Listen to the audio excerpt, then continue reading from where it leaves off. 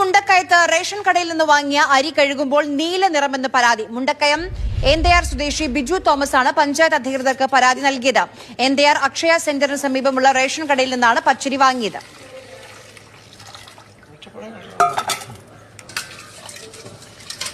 ഇന്നലെ മുണ്ടക്കയത്ത് സമീപമുള്ള എന്തയാർ അക്ഷയയ്ക്ക് സമീപമുള്ള റേഷൻ കടയിൽ നിന്ന് മേടിച്ച പച്ചരിയാണിത്. ഞാൻ ഇന്നലെ വെള്ളം ഒഴിച്ചപ്പോഴേ അരിക്ക് നീലനിറമായി. ഈ അരി സൂപ്പർ വൈറ്റ് കളറാവുകയാണ്. ഇപ്പോൾ വെള്ളത്തിന് കളറായി. ശകല നേരം കഴിയുമ്പോൾ അരി കൂടെ ഫുൾ നീലനിറമാവും.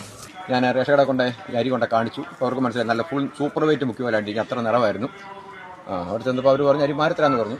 എന്നാലും എനിക്കതൊന്ന് പ്രതികരിക്കണം തോന്നി, അധികാരികളെ അറിയിക്കണം തോന്നി. വന്ന് റേഷനിലുമായി അല്ലെങ്കിൽ റേഷൻ ചില അരികളൊക്കെ ഭയങ്കര എന്താണെന്ന് പറയുക, കഴുകുമ്പോൾ വേറെ നിറമാണെന്ന് സാധാരണ മിക്കൊരു സംഭവമായിട്ട് മാറിയിരിക്കുന്നു. അപ്പോൾ അവർ അദ്ദേഹം കൊണ്ടുപോയി കൊടുക്കാൻ നോക്കിയപ്പോൾ തന്നെ അവർ മാറിത്തരാമെന്ന് പറഞ്ഞു. എന്നിരുന്നാലും അയാൾക്ക് പ്രതികരിക്കാൻ തോന്നിയ കാര്യത്തിന് വളരെ നന്ദിയുണ്ട്.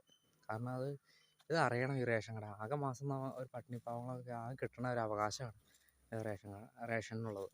ഔദാര്യമില്ല, ഒരു അവകാശം തന്നെയാണ് റേഷൻ കിട്ടുക എന്നുള്ളത്. ആ റേഷനിൽ പോലും അത് ശരിക്കും അന്വേഷിക്കേണ്ട കാര്യം തന്നെയാണ്. എന്തിനാ കൊണ്ട് ഇത് വെള്ള നിറം നീല നിറമായി എന്നുള്ളത്. ഒരു റേഷൻ അരി അത്ര നല്ലതല്ല റേഷൻ കടയിൽ നിന്നൊക്കെ മേടിക്കുന്ന അരികളൊക്കെ.